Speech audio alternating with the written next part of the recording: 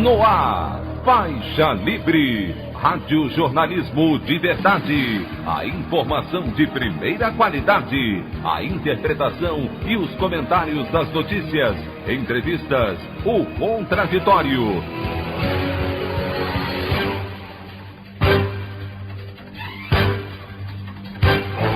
Tudo para aproximar você cada vez mais da realidade do Brasil e do mundo.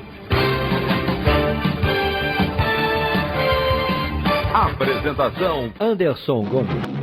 Produto Interno Bruto tem alta de 7,7% no terceiro trimestre, mas fica aquém das expectativas e não recupera perdas econômicas da maior recessão da história. O governo, no entanto, avisa que reação da economia abre espaço para a retirada de políticas sociais, como o auxílio emergencial em 2021 e aplicação de agenda de reformas. Governador em exercício do Rio de Janeiro, Cláudio Castro, descarta retomar medidas de restrição de circulação de pessoas em meio ao colapso do sistema de saúde provocado pela pandemia. Essas e outras notícias da edição desta sexta-feira, 4 de dezembro do ano de 2020 do programa Faixa Livre.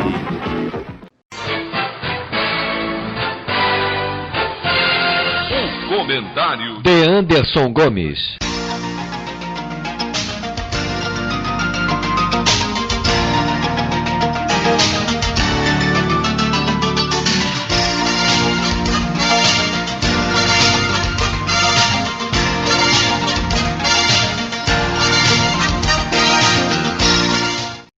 Bom dia, ouvintes.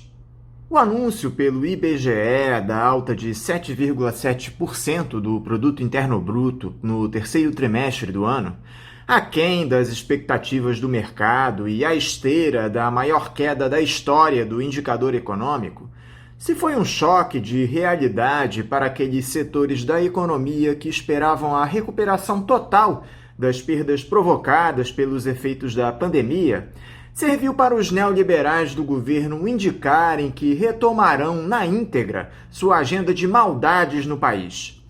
De acordo com a Secretaria de Política Econômica do Ministério da Economia, o escudo de políticas sociais criado para amenizar os impactos da pandemia no país, que inclui o auxílio emergencial, deve ser desarmado para o ano que vem.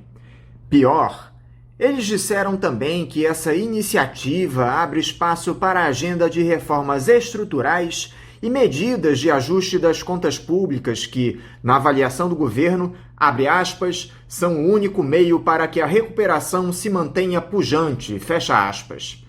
Já o ministro Paulo Guedes avaliou que a nossa economia está voltando em V, com forte retomada após queda vertiginosa no primeiro semestre. Além de desconsiderarem a nova desaceleração que a nossa economia terá nesses últimos 3 meses de 2020, por conta da nova alta do número de infecções pela Covid-19 em todo o país, parece que os financistas do Palácio do Planalto esqueceram que o Brasil vem de 5 anos de uma trajetória que combina recessão e estagnação. Covardes e falaciosos. É assim que nós podemos classificar essa turma que se locupletou do nosso país desde o processo que culminou com a chegada de Jair Bolsonaro ao poder. Nós vamos nos aprofundar nessa análise nos próximos dias, mas eu gostaria de voltar a um assunto que foi pouco abordado aqui no programa, que é essa nova ocupação do ex-juiz Sérgio Moro. A respeito disso, eu farei a leitura da coluna do jornalista Bernardo Melo Franco, publicada na última quarta-feira pelo jornal o Globo, que tem o título de Os Interesses de Sérgio Moro. O juiz que comandou a Lava Jato virou sócio de uma consultoria que socorre empresas falidas na operação. O novo emprego de Sérgio Moro tem levantado discussões sobre a ética e conflito de interesses. Não é a primeira vez que acontece com ele. Em 2018, Moro mandou prender o candidato que liderava a corrida presidencial. A decisão abriu caminho para Jair Bolsonaro, que ocupava o segundo lugar nas pesquisas. 7 meses depois, o juiz pendurou a toga para se juntar à tropa do capitão. O convite para integrar o governo foi feito durante a campanha, segundo o próprio Moro. O pacote incluía uma vaga no Supremo Tribunal Federal, mas ele rompeu com o chefe antes de selar a nomeação. Agora, a zona cinzenta se deslocou da política para o mundo dos negócios. Moro será sócio-diretor da consultoria americana Alvarez & Marsal, especializado em recuperar empresas quebradas. Entre seus clientes estão 4 alvos da Lava Jato: Odebrecht, OAS, Queiroz Galvão e Sete Brasil. Em nota, o ex-ministro disse que pretende, abre aspas, ajudar as empresas a fazer a coisa certa, fecha aspas. Não é advocacia, nem atuarei em casos de potencial conflito de interesses, afirmou. A AIM o apresentou como um especialista em liderar investigações anticorrupção e aconselhar clientes sobre estratégia e conformidade regulatória proativa. Já se sabia que Moro aconselhava procuradores. Falta saber o que ele dirá aos réus. O ex-juiz selou o destino das 4 empresas atendidas pela AIM, analisou informações confidenciais, condenou executivos e assinou acordos de delação e leniência. No caso da Odebrecht, ele fixou o pagamento de 2,5 bilhões de dólares em multas. Agora virou sócio da consultoria que toca a recuperação judicial da empreiteira. Moro está emprestando o patrimônio da Lava Jato a uma empresa que lucra com os resultados dela. A meu ver, isso põe muitos processos que ele julgou em suspeição, afirmou o presidente da OAB, Felipe Santa Cruz.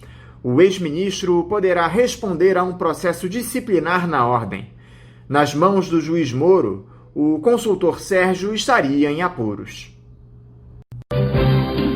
A opinião do Faixa Livre. Bandeirantes, 1360. Estamos apresentando Faixa Livre. Voltamos a apresentar Faixa Livre.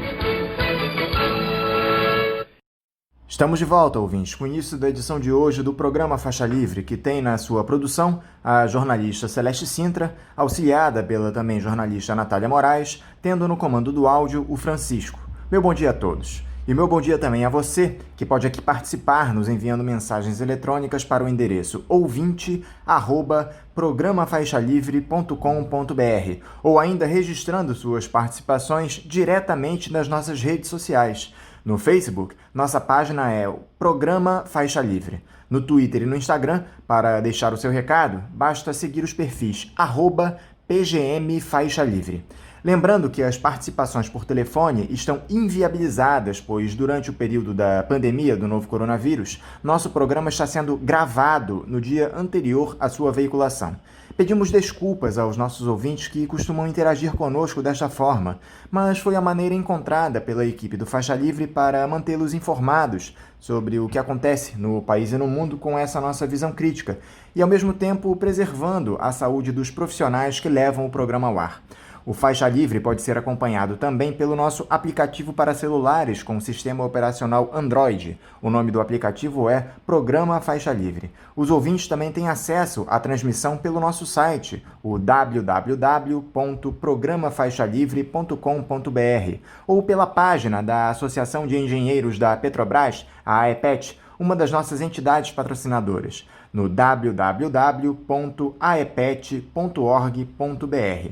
Para quem perdeu alguma das edições ou quer ouvir novamente o Faixa Livre, os áudios das entrevistas e editoriais estão disponíveis no nosso podcast, nos aplicativos Spotify, Deezer e Castbox. E dando início às nossas entrevistas, eu cumprimento o professor de História da Universidade Federal Fluminense, a UF, Demian Mello. Demian Mello, bom dia! Bom dia, pessoal do Faixa Livre. Muito feliz de estar aqui de novo com vocês. Muito obrigado, Demian, por mais uma vez você estar aqui conosco no Faixa Livre. Demian, diante de todos aqueles inúmeros adjetivos que nós costumamos usar para classificar o governo de Jair Bolsonaro, talvez um dos que se encaixe melhor seja autoritário.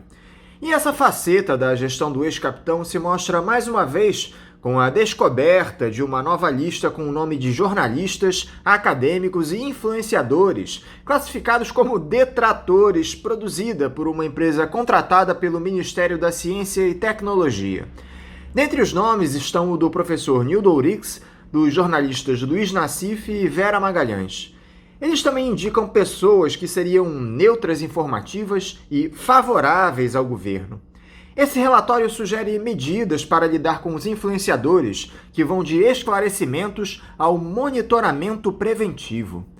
Como é que você observa mais esse absurdo promovido pelo governo federal? Dá para levar isso a sério, Demian? É muito grave, embora não seja surpreendente. Um governo que tem como modelo mítico a ditadura militar, não é surpreendente que tenha iniciativas nesse sentido, de criar uma lista, né, classificando jornalistas, acadêmicos, influenciadores como detratores do governo. Mas é um fato muito grave. E é claro que isso revela como as iniciativas autoritárias do governo Bolsonaro, que indicam claramente um desejo de fechamento do regime, apontam isso, né, como horizonte político, não saíram da sua agenda. Ao contrário de que uma suposta moderação do Bolsonaro, né, com o novo protagonismo do Centrão, uma tese que foi ingenuamente afirmada nos últimos meses, né, ou de que os militares teriam tido capacidade de moderar o Bolsonaro, ou seja, essas teses são absolutamente ilusórias, né? E a existência, né, de um procedimento como esse é evidente de como essa tese enfim, furada e como ele não retirou da sua agenda, como se fosse parte da sua natureza, né, iniciativas autoritárias, né? Porque se trata disso, né? Ao mesmo tempo, né, a lista é interessante porque ela tem os detratores, os que apoiam, né, e aquele pessoal em cima do muro, né? E é muito interessante a lista dos que apoiam, né, também, né? Porque mostra como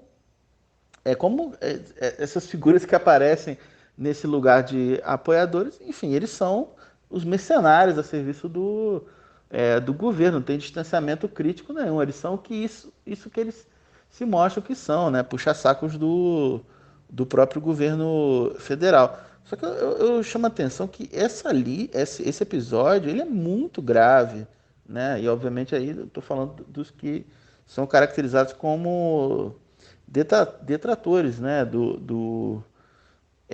Enfim, porque indica um propósito evidente de perseguição política. Então me preocupa, por exemplo, que uma boa parte das pessoas tenham ironizado, eu acho que tudo bem, eu acho que tem que ironizar mesmo uma coisa dessa, mas que tenha simplesmente levado só na brincadeira, né? Eu acho que a coisa não é que a gente não deve ironizar, né? Porque é um troço absurdo, mas, enfim, tem que levar a sério também, né? Isso é escândalo, né?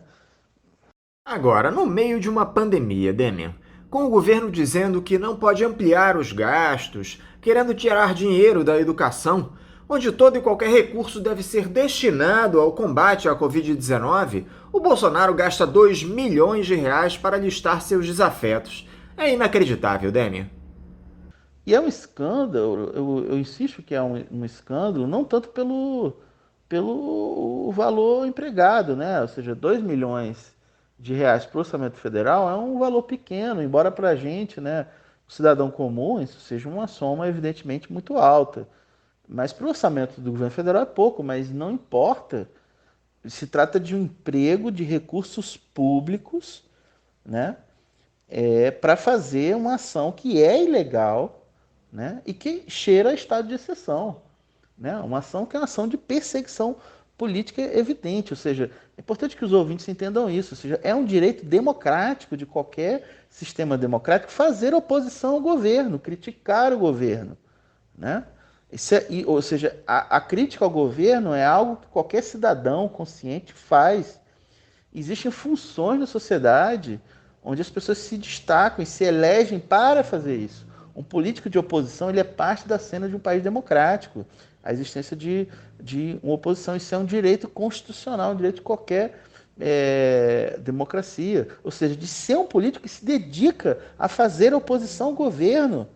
Isso é parte da democracia. Existe isso, né? Ou seja, porque tem pessoas que não concordam com o governo e se identificam e são representadas por esse tipo de político. Ao mesmo tempo, a imprensa, os profissionais da imprensa, que têm um dever profissional de fiscalizar os atos do governo, de relatar os fatos do governo, né? E demais instituições da República.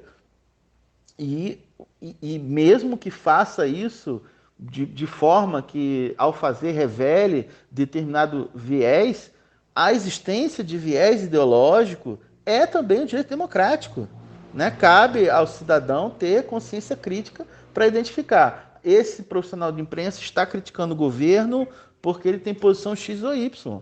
Mas a existência de profissionais da imprensa é parte do jogo democrático, é uma instituição de democracia, né? E o Planalto considera essas atividades como uma ameaça.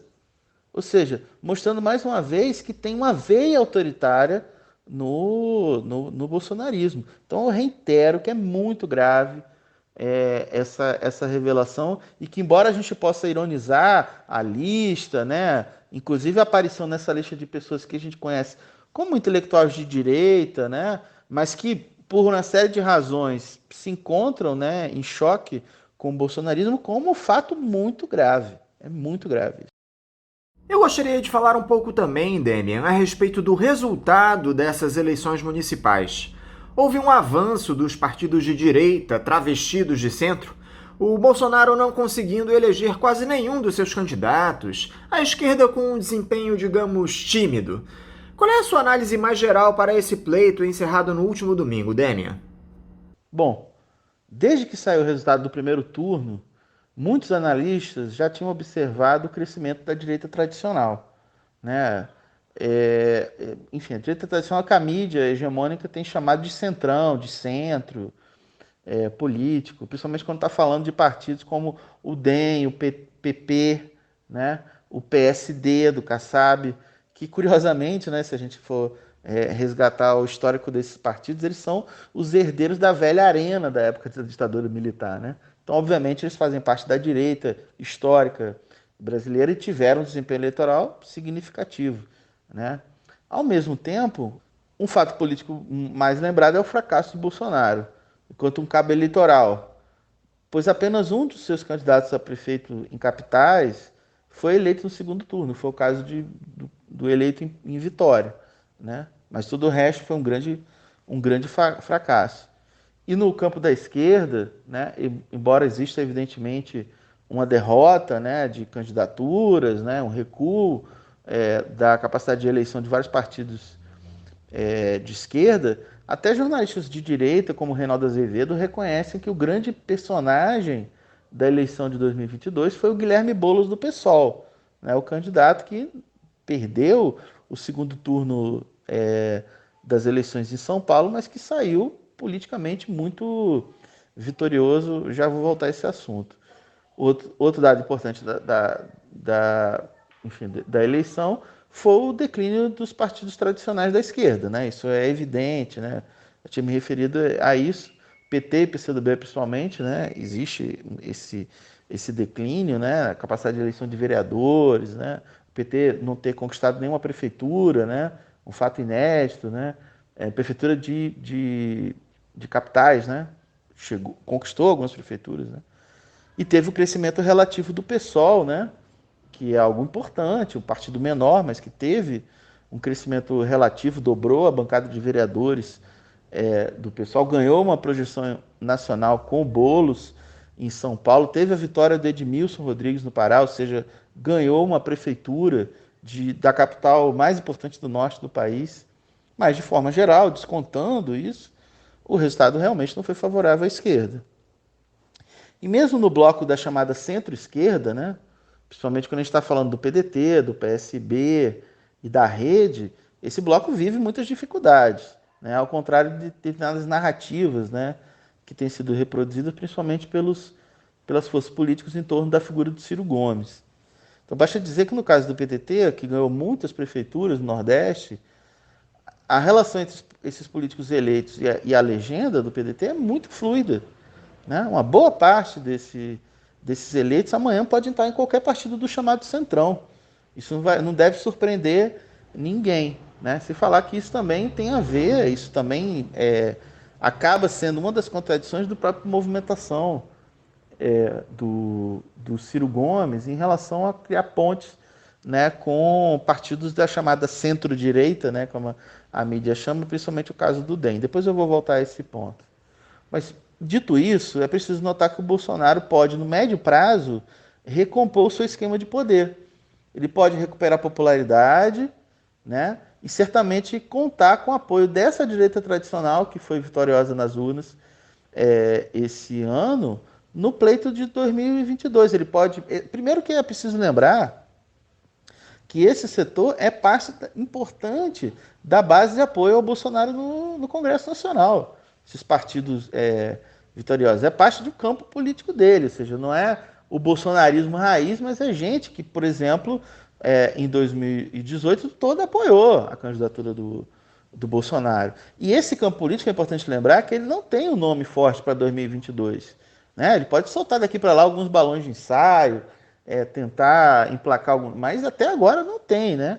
Então, se tiver um segundo turno com um nome forte da esquerda capaz, né, de uma alternativa de esquerda capaz de enfrentar a extrema-direita no pleito de 2022, a gente não deve se surpreender se esse setor todo confluir para a candidatura do Bolsonaro, para a sua reeleição. Em suma, se esse pleito de 2022 não significou uma consolidação do bolsonarismo, como ele desejava, então, nesse sentido, o bolsonarismo fracassou, não foi um golpe de morte no bolsonarismo, né? Justamente pelo fato de que os vitoriosos têm sido justamente os políticos da direita tradicional. Por outro lado, há uma certa agitação maliciosa de setores da imprensa em relação à derrota da esquerda na eleição. É preciso considerar que a ida da esquerda ao segundo turno em importantes capitais do país é um dado da relação de forças. Ou seja, tem importantes capitais do Brasil que teve segundo turno e a polarização foi esquerda e direita. A esquerda perdeu, mas foi bem votada. Não foi só o caso do Boulos. Pode chamar a atenção para a votação na Manuela Dávila, Marília Arraes também, né? E outros que perderam, né? Mas que tiveram uma votação importante. E tem os processos de renovação política, né? Certamente mais renovação política em partidos como o PSOL, né? Ou seja, o tipo de vereador que foi eleito, né, na eleição desse ano, né, que faz parte do PSOL, os candidatos, né? Mas mesmo no caso do PT, do PCdoB, também existem fenômenos de renovação política que são dignos de nota. A Câmara Municipal do Rio de Janeiro tem nomes importantes dessa renovação. Eu lembro da Tainá de Paula, né? É uma figura importante. E mesmo, né, então, mesmo derrotadas, as candidaturas de esquerda tiveram uma votação importante. Isso tudo tem que ser colocado na análise para poder para matizar. Não é para dizer que a esquerda foi vitoriosa, que também já vi gente tentando reproduzir esse discurso e não tem o menor cabimento. Mas é para entender, né, o escopo do processo que a gente está assistindo. O fato de as urnas ampliarem a aprovação dessa retórica neoliberal não preocupa mirando lá em 2022, Demian? Certamente a relação de força que sai das urnas não é muito animadora, né, para a esquerda.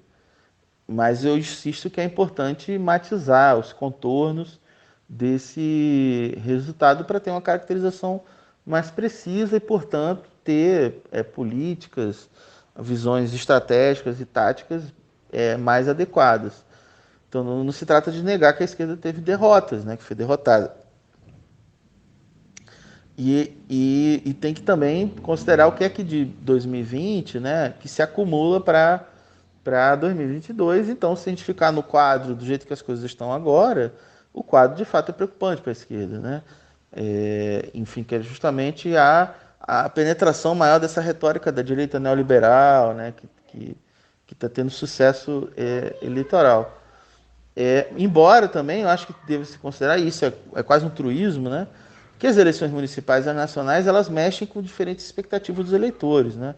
As eleições municipais tendem a ser um processo mais despolitizado, né? Enquanto as eleições nacionais, pelo próprio caráter nacional, tendem a discutir questões mais estratégicas, embora a gente possa ter campanhas que, por exemplo, tenham como centro, né, da sua agitação e do seu diálogo com a sociedade questões como direito à cidade, né? Ou seja, questões que estão no âmbito do território municipal, mas que são questões estratégicas nacionais, por exemplo, como foi a campanha do vitorioso a Câmara Municipal do Rio, Tarcísio Mota, né? Ou seja, a campanha de um vereador para a cidade do Rio de Janeiro, mas que apresenta questões que têm uma abrangência nacional, justamente porque tocou, né? E não é o caso só do Tarcísio, de muitas outras figuras importantes, mas que tocaram em questões do direito à cidade que interessam a todos os cidadãos brasileiros de qualquer município do país. Então, nacionalizou nesse sentido, né? Mas a pauta da eleição de 22 vai ser mais nacional, então é importante ver o que é que o 2020 lega para 22, né? Então não tem uma transferência mecânica aqui de expectativas nem de relação de força, mas enfim, é parte do jogo político, a gente tem que entender direito isso aí.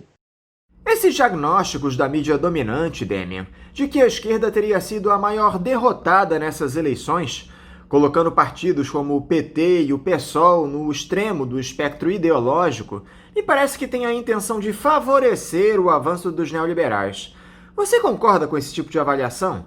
Os grandes conglomerados estão absolutamente alinhados com o capital hegemônico, Demian. Pois é, o diagnóstico que tem sido muito repetido na mídia dominante é esse mesmo, né? De que a esquerda foi a maior derrotada, etc.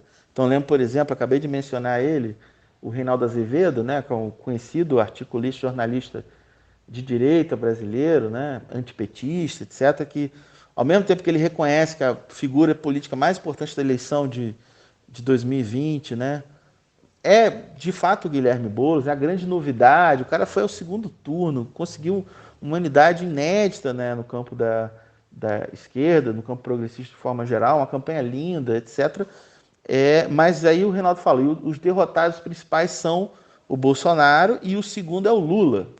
Essa obsessão, né, da mídia liberal em relação ao Lula, né? Você tenta colocar a derrota, né, a diminuição do PT nacionalmente, a derrota no segundo turno, o fato de não ter conquistado nenhuma prefeitura diretamente no colo do Lula.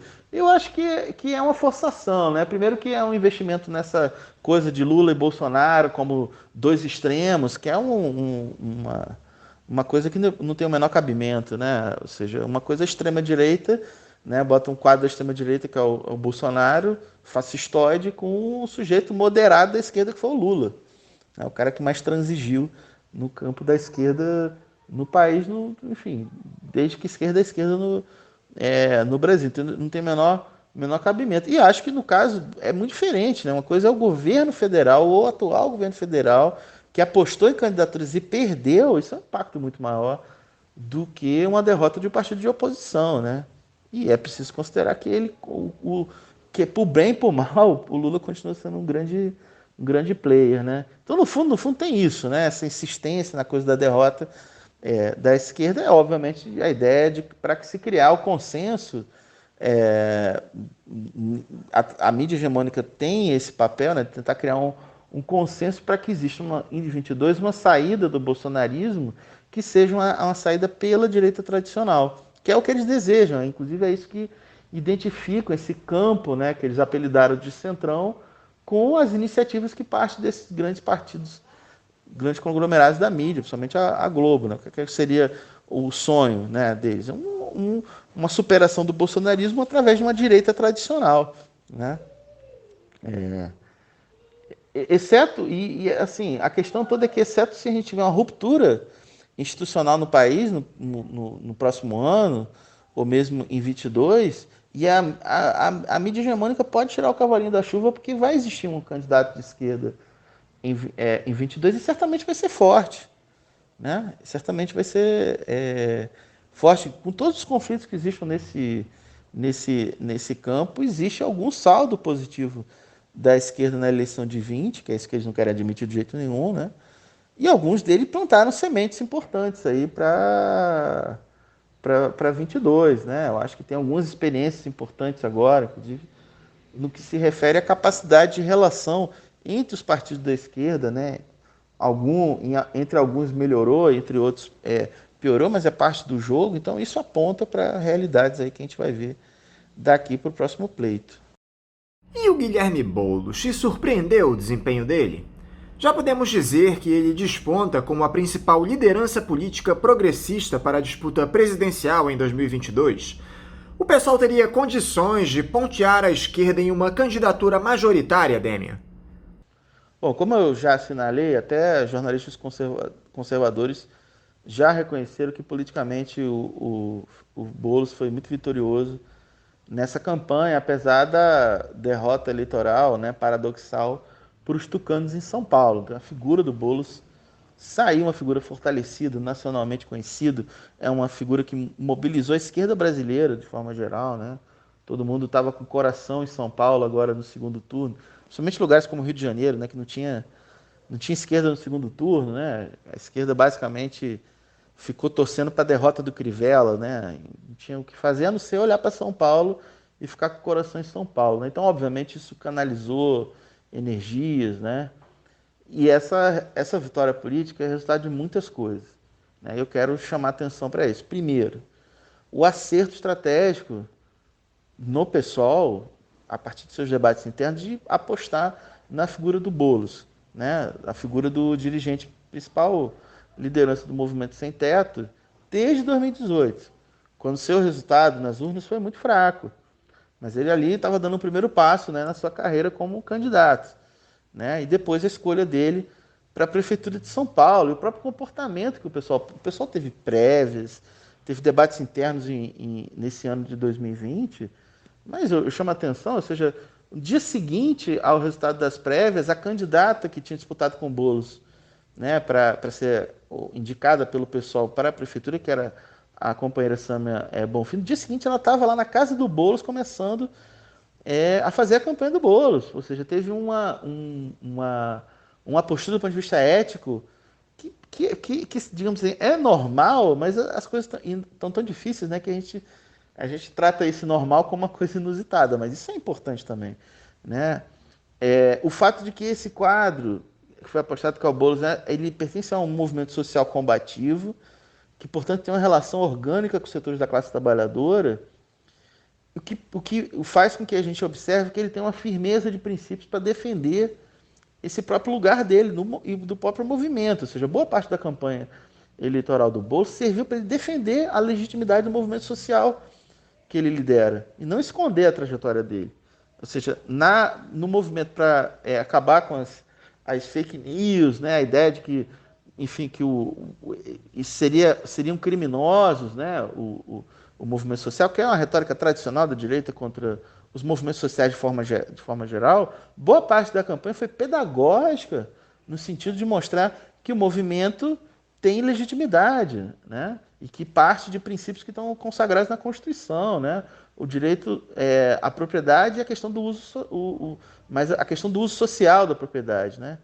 Ou seja, os princípios que estão consagrados na Constituição e que são usados pelo movimento historicamente há mais de 20 anos. Então a campanha serviu um pouco para isso. Então serviu para pedagogicamente aumentar a legitimidade do movimento social. Isso é muito importante. Então essa firmeza, ao mesmo tempo, essa firmeza de princípios da campanha do Boulos não impediu que ele tivesse flexibilidade tática para dialogar com outros partidos de esquerda, para não embarcar, por exemplo, na retórica do antipetismo, né? E criou, né, condições para que no segundo turno se formasse o amplo arco de alianças que o apoiou no campo, ou seja, o campo possível, né, da esquerda para apoiar a candidatura do Boulos no segundo turno, né? Então isso foi correto, ou seja, o movimento correto que foi feito. E a outra coisa que tem que ser chamada a atenção também foi na inovação do ponto de vista da estratégia de comunicação, né? Ou seja, um candidato que no primeiro turno tinha 17 segundos, né? E que mobilizou muita gente, uma capacidade muito grande de comunicação através das redes sociais, né?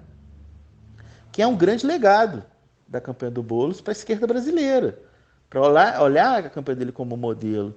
né, e tentar copiar o que é de melhor, aprender com esse legado, obviamente, adaptando as realidades locais. E é por causa dessa capacidade, né, de ter uma estratégia de comunicação adequada às condições do século XXI, né, e adequada às condições de enfrentamento de uma extrema-direita no governo também, diga-se de passagem, foi uma campanha que teve um dos seus resultados foi empolgar setores majoritários da juventude de São Paulo, né? Ter tido uma votação muito importante na periferia de São Paulo, né? Toda a zona sul de São Paulo, né? A parte que tem periferia e o próprio Campo Limpo, que é o bairro do Boulos, né? Ter votado nele, isso é muito importante, né? É muito importante, né? Para mostrar a capacidade que a esquerda tem de dialogar com os setores populares. Então isso é uma semente que foi plantada, né?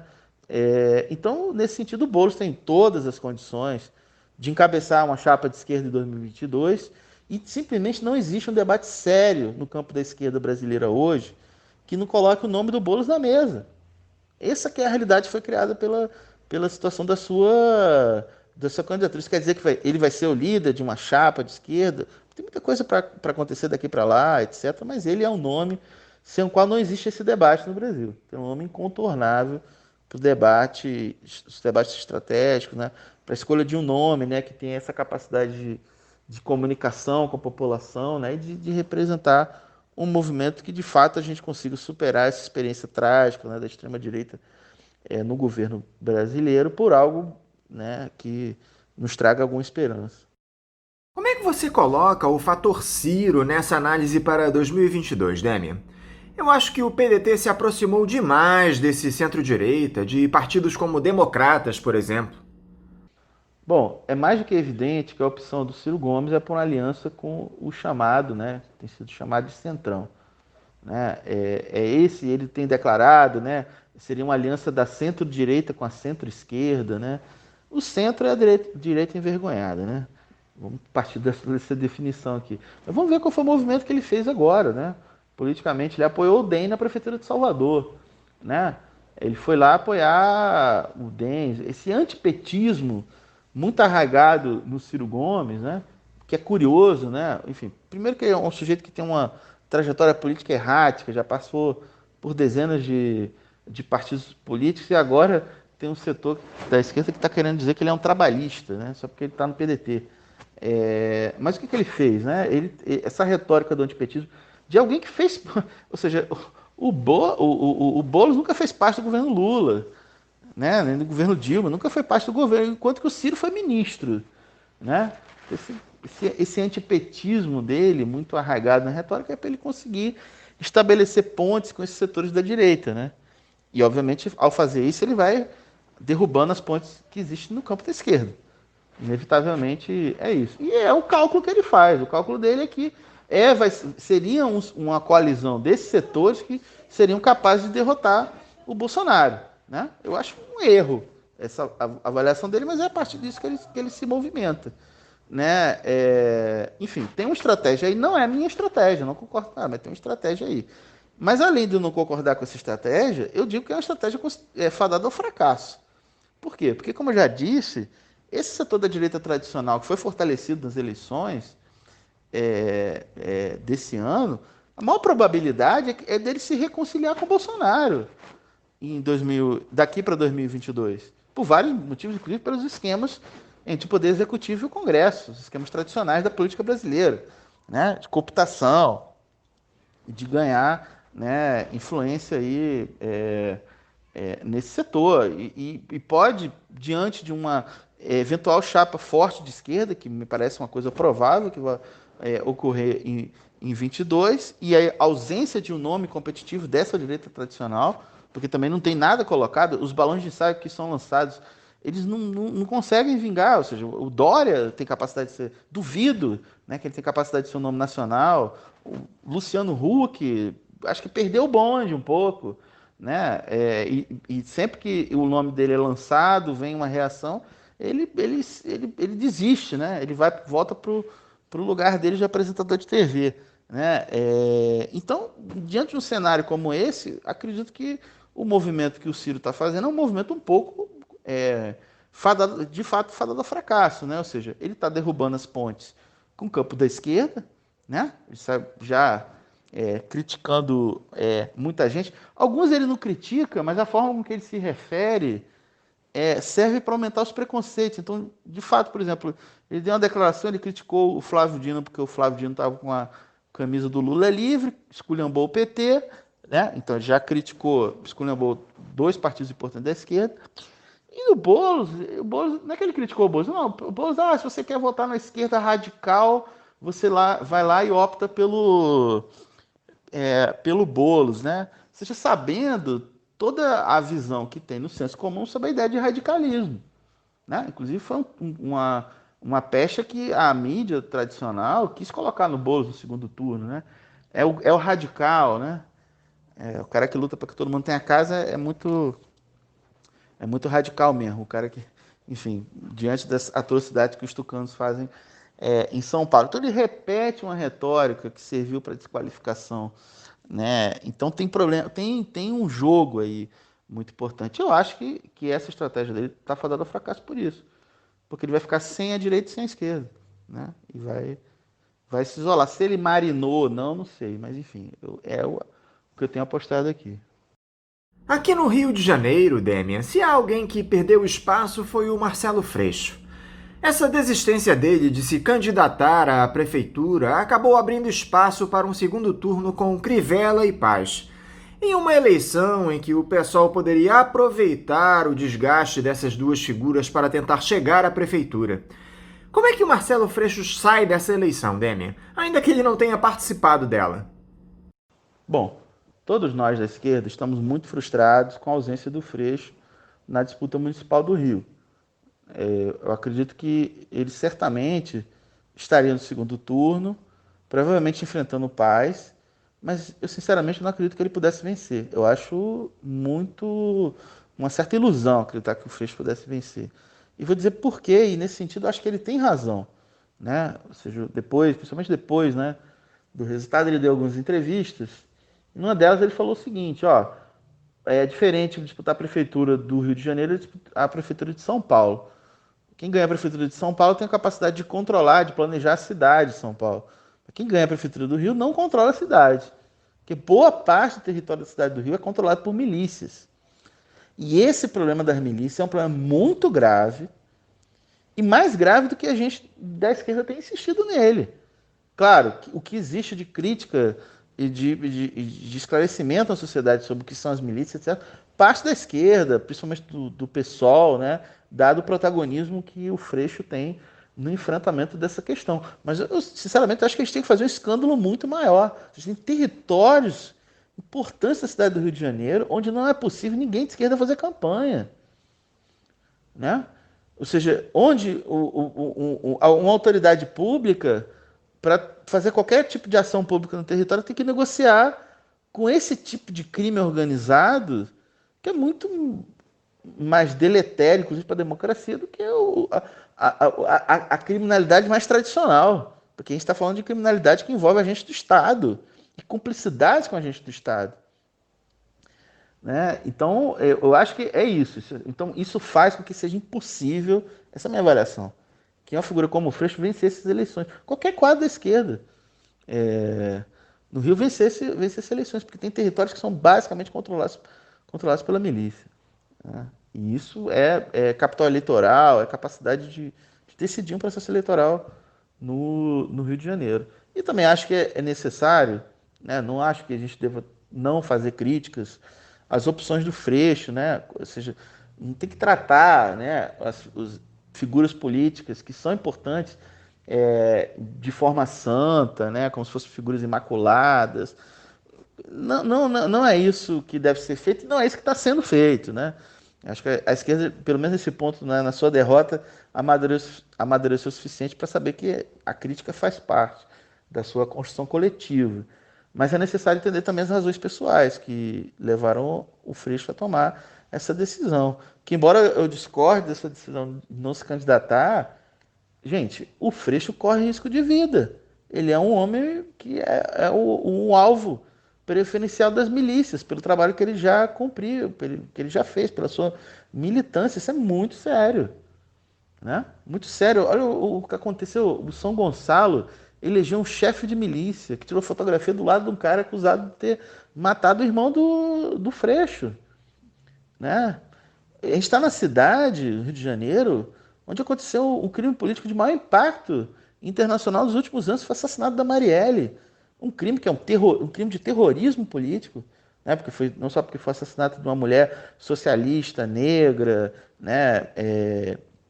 Enfim, que representa tudo aquilo que representava a Marielle, mas obviamente um crime de terrorismo político para intimidar a esquerda. A gente tem que considerar isso, e era uma figura diretamente ligada ao Freixo. Então acho que a gente tem que considerar isso para fazer uma crítica justa, né? E acumular no sentido positivo, afinal de contas ele é um grande quadro da esquerda brasileira, né? Figura fundamental, né? É isso que eu defendo. Voltando a falar rapidamente do governo Bolsonaro, nós tivemos essa tragédia social e econômica provocada pela pandemia se ampliando, com um novo aumento do número de casos e mortes por todo o país. As medidas da gestão federal se mostram absolutamente insuficientes para conter o desastre. Você vê alguma saída que não passe pelo Palácio do Planalto, Démia? Porque está muito claro que nós não podemos contar com esse desgoverno. Bom, o principal obstáculo no encaminhamento de medidas racionais de combate à pandemia é o governo federal, né? Milhares de pessoas no Brasil já morreram em função da irresponsabilidade obscurantista, genocida desse governo. Infelizmente, milhares de pessoas ainda vão morrer em função, principalmente, dessa segunda onda da pandemia, que já é uma realidade no Brasil. E que, inclusive, os dados foram um pouco segurados aí até que, enfim, acabasse o segundo turno das eleições. E aí, sinceramente, embora isso pareça um pouco implausível nesse momento, dos principais medidas para conseguir deter, né, essa tragédia social que se desenvolve às nossas vistas é, de fato, acabar com esse governo. Ou seja, o governo Bolsonaro é um obstáculo, né, a que o país supere uma das maiores crises, né, que a humanidade enfrenta agora no início do século XXI.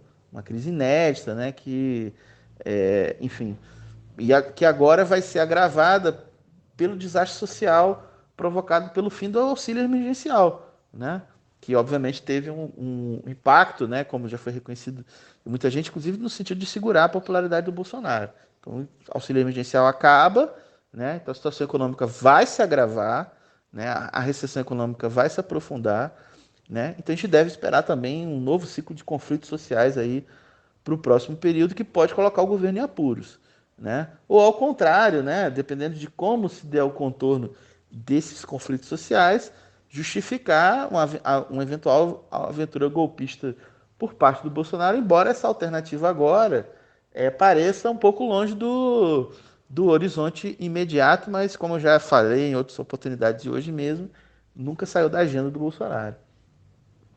Então, em suma, para mim, a questão prioritária da esquerda hoje passa por fazer um movimento para acabar com o governo. Ou seja, acabar com o governo Bolsonaro. O Bolsonaro tem que ser derrubado, né, para poder a gente ter alguma capacidade de agir racionalmente diante de uma crise dessa envergadura. O que mais impressiona, Demian, é que enquanto Jair Bolsonaro e o general Eduardo Pazuello, ministro da Saúde, mal têm um plano de imunização para o país, o ídolo do ex-capitão e presidente dos Estados Unidos, Donald Trump, já garantiu 1 bilhão de doses da futura vacina para imunizar a sua população. São duas faces da mesma moeda.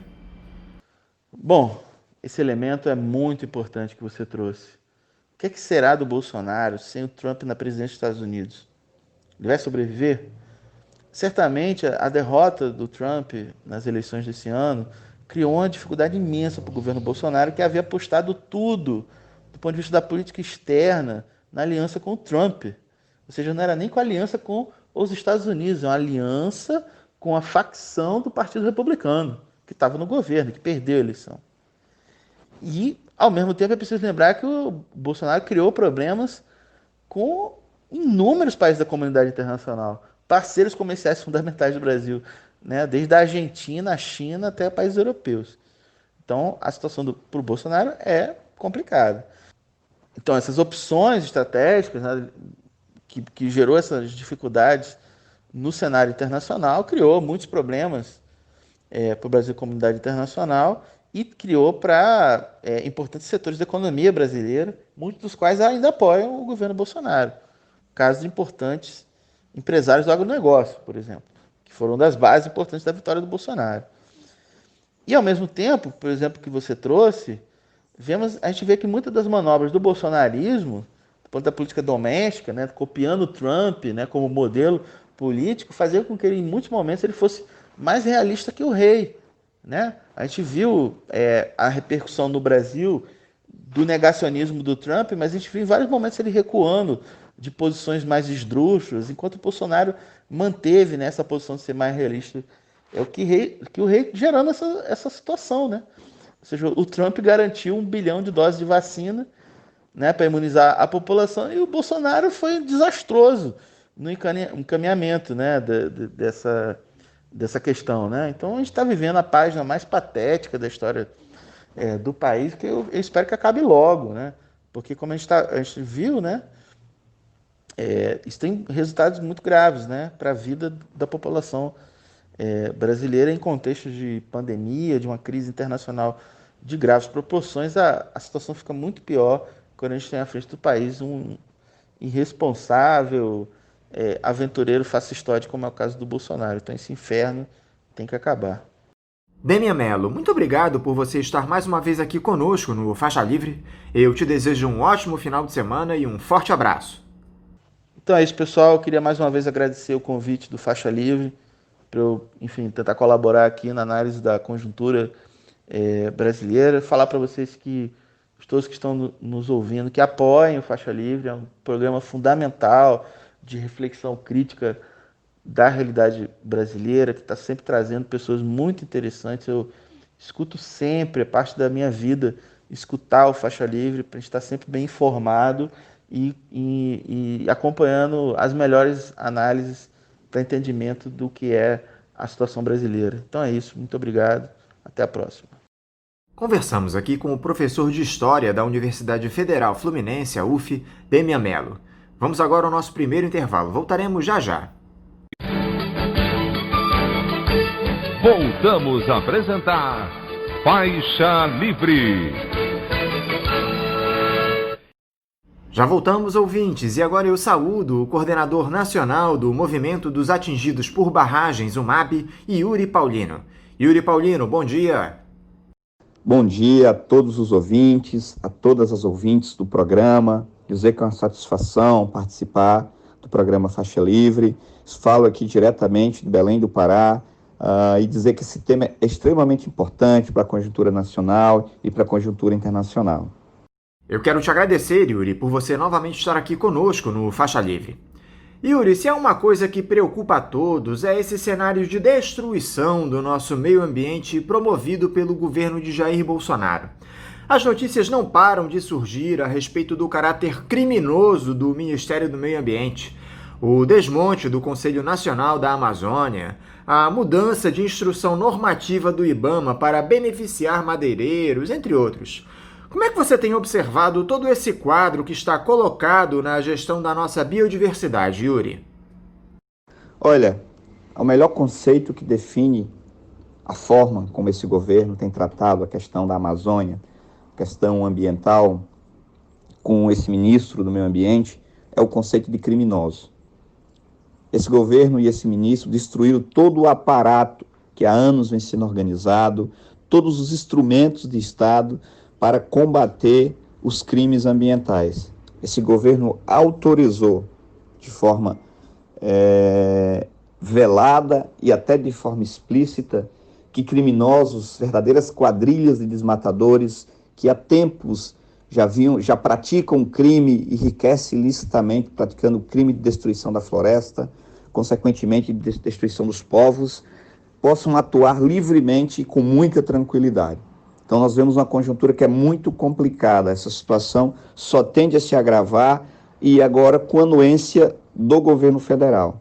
Ele desmonta o Conselho da Amazônia, ele desmonta instrumentos como o IBAMA, como o ICMBio, e ao mesmo tempo fortalece com seu discurso, fortalece com suas práticas a ação desses criminosos do território amazônico. Uma coisa que me chamou muito a atenção, Yuri, foi essa notícia de que o presidente do Instituto Brasileiro do Meio Ambiente, o IBAMA, o senhor Eduardo Bin, modificou normas para permitir que os madeireiros pudessem exportar madeira extraída ilegalmente do nosso território, especialmente da região amazônica. As imagens daquele sem número de toras sendo apreendidas, embarcadas em balsas enormes, é muito chocante. Isso nada mais é do que o Estado brasileiro sendo conivente com um crime ambiental, Yuri. Te surpreende esse tipo de ação? Nada mais nos surpreende nesse governo. Esse governo não tem compromisso social e não tem compromisso ambiental com o Brasil. Veja a forma que esse governo tem tratado a pandemia do coronavírus, desprezando a vida. Toda vez que é interpelado sobre esse tema, dá uma resposta mais horrorosa do que a outra, onde despreza a vida, despreza o ser humano. E esse governo age da mesma forma no aspecto ambiental. Ele, seu ministro de Meio Ambiente, né, como já ele disse naquela fatídica reunião, se podemos dizer que aquilo foi uma reunião de ministros, onde ele disse que agora era aproveitar a pandemia para passar a boiada. Passar a boiada realmente está acontecendo. É flexibilizar as leis, flexibilizar as normas, destruir os instrumentos de controle do Estado que atuavam no combate ao desmatamento, para que criminosos ajam tranquilamente na destruição da floresta e na destruição dos seus povos.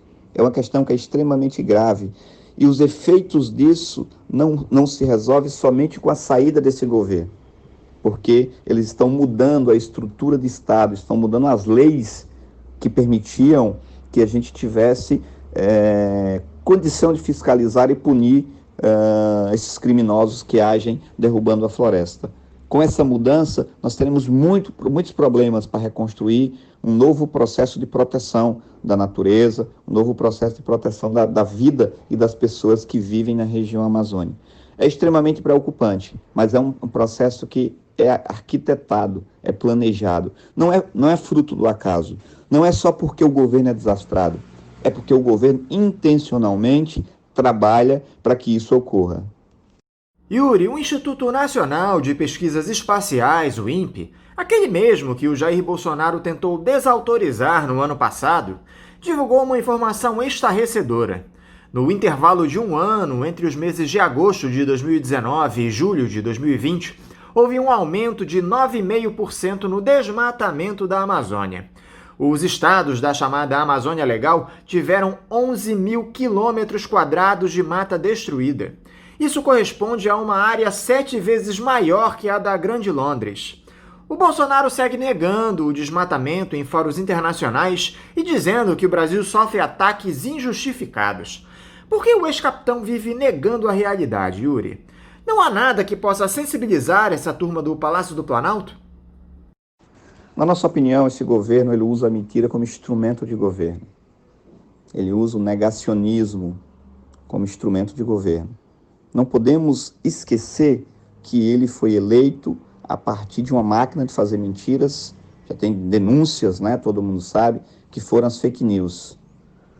Então esse governo não é uma questão de sensibilização. É concepção. E ele tem a concepção de que a destruição da Amazônia é parte da estratégia desse governo. Veja como ele trata a questão da pandemia do coronavírus. São mais de 170 mil mortes, como eu já falei. E eles sempre buscam terceirizar a culpa. A culpa das queimadas na Amazônia são das ONGs, a culpa das mortes na pandemia são dos prefeitos, e ele continua disseminando mentira e desorganização social no Brasil. Não há possibilidade de sensibilizar governos dessa natureza. Governos dessa natureza têm que ser combatidos, têm que ser tirados do poder para que a gente possa estabelecer no Brasil uma democracia que respeite a ciência, que respeite os trabalhadores, que respeite a questão ambiental. Esse é o processo que nós precisamos emergir no Brasil nesse momento. Resgatar esse desejo na população, porque a população está sofrendo as consequências, né, com a pandemia do coronavírus, com o desemprego, com um conjunto de coisas que esse governo não consegue dar resposta e ele usa como método a mentira, a desinformação para manter o povo calado e quieto. Portanto, quando nós escutamos falar da Amazônia, o próprio vice-presidente da República disse que esperava que fosse um número maior no desmatamento. Então é óbvio que ele sabe do que está acontecendo. Não é um problema de falta de informação, é um problema de intencionalidade. E a intencionalidade deles é a de destruir, é a de queimar, é a de favorecer aos criminosos que destroem a Amazônia. E todos os demais biomas, que em todos os demais biomas brasileiros nós tivemos o aumento da destruição dos mesmos. Então isso é uma prática desse governo, isso é uma filosofia deste governo. E essa filosofia a gente só combate com pessoas organizadas e conscientes de que esse governo vai afundar o Brasil na pior crise que o Brasil pode viver. Agora, o vice-presidente, general Hamilton Mourão, que preside o Conselho da Amazônia, ainda teve a cara de pau de dizer que o quadro do desmatamento no país poderia ser pior ainda. É tanta desfaçatez, Yuri, que fica até difícil comentar, porque as ações do governo federal não vão no sentido de proteger os nossos biomas. Muito pelo contrário. Exatamente isso. Como eu falei anteriormente, o vice-presidente ele tem noção do que está acontecendo. Ele sabe, inclusive, que o desmatamento pode ser maior do que esses próprios números que o INPE, o Instituto, tem pegado. Eles têm noção dessa realidade. Portanto, não é falta de informação, é falta de vontade política. É uma filosofia de governo que eles representam, que essa filosofia é a filosofia da destruição. A filosofia que nega a ciência, a filosofia baseada na violência. Então, essa é a questão que está colocada na Amazônia também. Essa é a questão que está colocada para todo o Brasil, mas essa é a questão central que está colocada na Amazônia. Nós estamos enfrentando um governo violento, um governo que apoia a destruição da floresta e que vai destruir todos os instrumentos, está destruindo todos os instrumentos de proteção, de proteção ambiental da Amazônia. Essa é a realidade que a gente vive e não podemos esperar números melhores ou números diferentes no próximo período. A tendência é que essa violência aprofunde cada vez mais. A situação dos povos indígenas também não é nada fácil, Yuri. Inclusive no que diz respeito à destruição de seus territórios. O mesmo INPE divulgou que a terra indígena mais desmatada no Brasil, a Cachoeira Seca, que fica localizada no estado do Pará, tem uma taxa crescente de perda de floresta há 6 anos. Essa região foi homologada em 2016, depois de 30 anos de espera, e só foi reconhecida por ser pré-requisito para a construção da usina de Belo Monte, um outro crime ambiental, diga-se de passagem. Como é que anda o panorama do desmatamento nos territórios ocupados pelos povos originários, Yuri? Você consegue traçar um quadro aqui pra gente? As populações indígenas, elas estão nas áreas que são mais preservadas, como as demais populações tradicionais. Por que essas áreas são preservadas?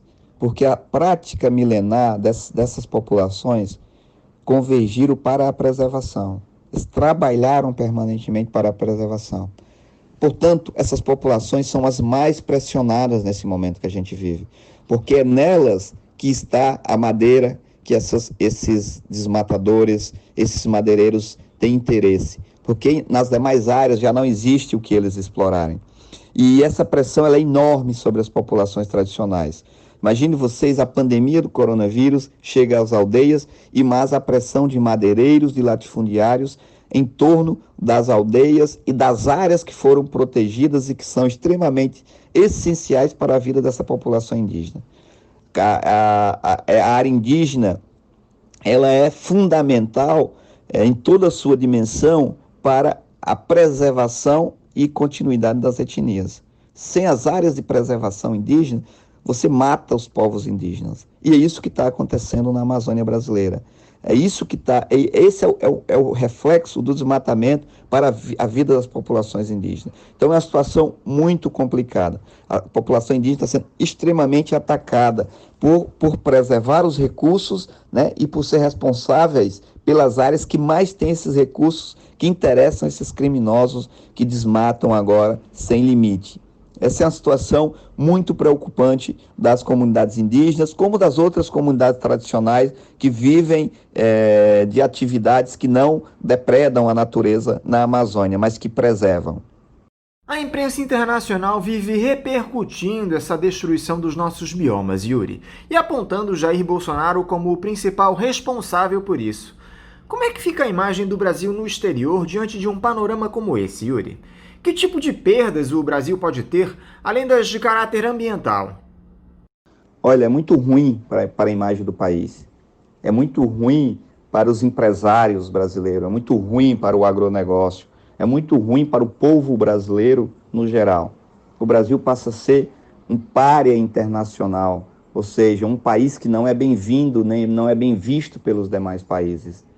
Enquanto nós estamos com a preocupação mundial na preservação, com a preocupação mundial nos aspectos ambientais, por conta de aquecimento global, todas as questões que a gente é sabedor, o Brasil caminha na contramão disso. O Brasil caminha ao contrário. E isso sendo que o Brasil nunca foi dessa forma. O Brasil sempre foi um país de diálogo. E esse governo leva nós para o caos. Esse governo leva nós para um futuro que é incerto. Por isso que é preciso uma posição clara das empresas brasileiras que supostamente estão preocupadas com isso, com relação a esse governo, porque isso é ruim para toda a questão econômica do Brasil. Não é somente para as populações indígenas, não é somente para as populações quilombolas e ribeirinhas. Óbvio que essas populações sofrem mais, porque é quem estão morrendo, é quem estão sofrendo. Essas populações estão perdendo seu território. Mas as empresas brasileiras que dizem que tem programa de preservação, preocupação com a questão ambiental, preocupação com o aquecimento global, precisa ter uma postura de defesa da Amazônia e dos demais biomas. E para isso, só é claro se ela tiver uma postura de enfrentamento a esse governo. Não adianta só se posicionar por rede social ou para fazer declarações, se não tiver uma postura de combate e de cobrança firme a esse governo. Nós estamos perdendo muito a nível internacional. Perdemos o fundo da Noruega, que investia na Amazônia, que ajudava várias comunidades a sobreviverem e a tocar atividades que não degradavam o meio ambiente. Perdemos fundo da Alemanha. Enfim, o Brasil perdeu inclusive recursos financeiros que ajudavam a população com programas, com políticas de preservação, por conta da postura desse governo, por conta da postura desse ministro. Então, é uma situação, a questão que coloca o Brasil numa situação muito delicada do ponto de vista internacional. A oposição tem poder para interferir no Congresso e frear essa trajetória de queimadas e derrubada de árvores, Yuri. A correlação de forças no parlamento é favorável àqueles que defendem o meio ambiente? Olha, a correlação de forças ela não é favorável. Nós temos um Congresso que ele tem uma grande parcela de latifundiários, uma grande parcela do que se chama bancada da bala, uma grande parcela de evangélicos, por exemplo, e que em sua grande maioria não estão preocupados com as questões centrais para o Brasil. Desenvolvimento econômico, qualidade de vida para os trabalhadores, para a sua população e qualidade e a questão ambiental, preocupação com a questão ambiental. Eu vejo que a oposição está fazendo um trabalho de resistência muito importante, mas a correlação de força não é favorável. Nós precisamos de ter um grande movimento popular que consiga trazer de volta a preocupação do Brasil com as questões ambientais a partir de seu povo. Porque não é somente uma relação de Congresso, uma relação do parlamento que vai barrar essas ações desse governo. Nós não estamos em tempos normais. Esse governo tenta a cada dia vilipendiar a nossa democracia. Ele vai destruindo instrumentos de democracia. Veja o que ele fez com os conselhos, que era extremamente fundamental e importante para a participação. Veja que várias questões têm que serem judicializadas, porque esse presidente não tem respeito à democracia, não tem respeito, não tem uma postura democrática de quem deveria ter que estar tocando um país. Então, é extremamente importante o que a oposição está fazendo no Congresso, é fundamental manter, é fundamental ganhar mais forças, mas esse debate precisa ganhar as massas e o povo. Precisa chegar às pessoas essa preocupação da defesa ambiental, da defesa da Amazônia. Porque somente o Congresso não será capaz de fazer frente ao tamanho ataque que nós estamos vivendo no Brasil atualmente. E o que é que pode ser feito para que nós consigamos reverter essa lógica de destruição do nosso meio ambiente liderada pelo governo federal, Yuri? Você enxerga alguma saída para essa situação? Eu acho que a primeira coisa é nós colocar o tema ambiental como prioridade nas nossas pautas de preocupações do país. Fazer um amplo debate com a sociedade, buscar todos os espaços possíveis de diálogo com a sociedade. Organizar a sociedade, ouvir as comunidades tradicionais sobre a importância da floresta para a vida, a importância da floresta para todos nós, não somente para eles. E construir uma ampla mobilização social, com articulação internacional, de denúncia, de pressão, para que os países compreendam a gravidade desse problema, né, que é maior do que o que está colocado, do que o que se compreendeu até o momento. É preciso fazer uma grande luta, é preciso fazer denúncias, mas é preciso, sobretudo, mobilizar os trabalhadores brasileiros que têm consciência dos problemas que nós estamos vivendo. Não é simples, porque não é somente a questão da destruição ambiental. Esse governo não tem compromisso com o meio ambiente, como eu já falei, mas ele também não tem compromisso com a saúde. Veja os dados da pandemia. Ele também não tem compromisso com o desenvolvimento social. Ele não tem compromisso com o emprego, geração de renda. Ele não tem compromisso com as indústrias brasileiras. Esse governo está privatizando. Veja o resultado da privatização do setor elétrico lá no Amapá. Quase um mês a população sem energia elétrica por conta de uma empresa privada que não deu manutenção na parte do sistema que lhe cabia a concessão. Então esse governo caminha para um desastre social e ambiental profundo no Brasil. Então nós precisamos combater isso, precisamos organizar frentes de trabalhadores que possam ser uma real resistência a esse governo. Sobretudo ao que nos é mais importante, que é a defesa da democracia, é a defesa do direito do povo brasileiro. Então, do nosso ponto de vista, é preciso ter um amplo processo de mobilização, é preciso ter um amplo processo de conscientização das pessoas para entender até onde, né, até que nível de problema esse governo pode levar o Brasil.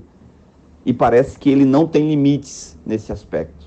Ele continua caminhando a passos largos com o Brasil rumo a um buraco que nós vamos ter muita dificuldade de sair desse buraco. Então nós precisamos de muita organização popular, de muito diálogo, de muita consciência do povo brasileiro para que nós possamos se livrar deste problema aí, que é quem está nos governando atualmente. Yuri Paulino, muito obrigado mais uma vez por você estar aqui conversando conosco no Faixa Livre. Eu quero te desejar um ótimo final de semana e mandar também um abraço. Nós que agradecemos pelo espaço, achamos que é fundamental parabenizar vocês, o programa, por estar fazendo esses debates que são tão importantes e tão centrais. Isso é necessário ser feito. Essa forma que o povo brasileiro vai compreender o que está acontecendo na Amazônia de forma mais ampla e mais clara. E agradecer mais uma vez, desejar um bom final de semana a todos e todas que nos escutam e um forte abraço a todos vocês. Conversamos aqui com o coordenador nacional do Movimento dos Atingidos por Barragens, o MAB, Yuri Paulino. Eu agora mais uma vez retomo a leitura dos recados que vocês ouvintes nos enviam aqui para o programa. Por conta da enorme quantidade de recados que eu ainda tenho aqui em minhas mãos, eu vou passar a fazer menos comentários a respeito deles para tentar dar conta de todos os que estão aqui até o final do ano. Lembrando que nós faremos um recesso nas 2 últimas semanas do ano. O último programa ao vivo vai ao ar no dia 18, uma sexta-feira, e nós voltaremos com o programa ao vivo no dia 4 de janeiro, tá bom? Esse recesso aí de 2 semanas para a equipe recarregar as baterias para um novo ano, depois desse difícil 2020 que todos nós tivemos. Então vamos lá, o André, lá do Morro da Formiga, nosso ouvinte histórico, manda aqui um recado pelo YouTube. Ele diz: Bom dia, família Faixa Livre. Avalio que apenas 10% do trabalho concreto realizado pela Auditoria Cidadã da Dívida equivalem em importância a toda a retórica e verborragias de nossos autos-intitulados progressistas e de toda a esquerda parlamentar. Mais espaço a Fatorelli e demais entrevistados realmente comprometidos, sem detrimento aos falastrões lacradores que nada trazem de relevante para a luta popular. Abraços. Obrigado pelo teu recado, André. Vou passá-lo nas mãos da Celeste Sintra.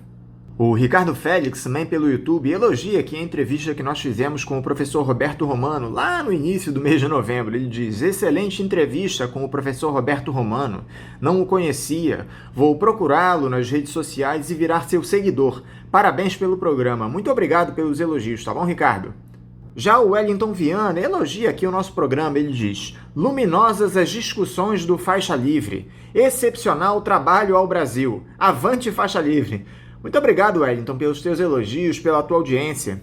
Isso nos incentiva demais a seguir nesse difícil trabalho que nós temos aqui no programa. Muito obrigado mais uma vez. A Marisa Souza reage ao título da matéria da entrevista que nós fizemos aqui com o professor Léo Lince, que diz: desgaste de militares hoje pode ser maior que na ditadura. Ela avalia da seguinte forma: tomara que seja mesmo. Pois é, Marisa, essa também é a nossa torcida. A gente espera que esse tipo de desgaste provoque a derrocada do governo de Jair Bolsonaro.